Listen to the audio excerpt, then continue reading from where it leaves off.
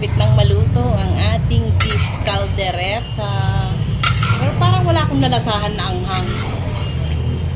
Ganun lang ba talaga? Unit ko pa siyang dagdagan ng konti.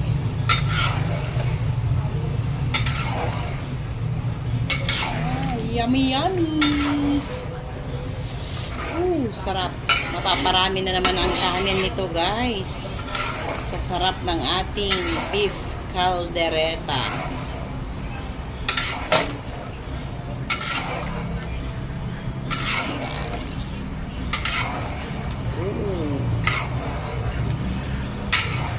Mapapaulalam ka sa sarap. Ang sahog po nga pala natin dyan ay patatas, bell pepper,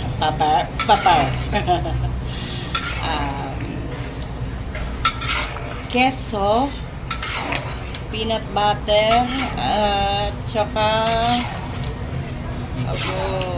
ano ba yun? Nakalimutan ko na. Ang liver spread natin dyan.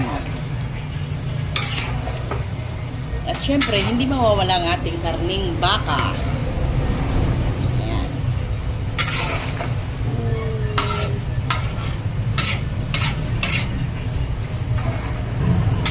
Ayan guys, yummy yummy na po ang ating beef caldereta. Luto na po talaga yan guys. Atin pong titikman.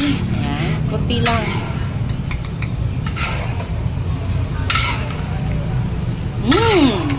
Wow! Saktong-sakto. Sarap. Thank you for watching guys. Litsit. Bye-bye.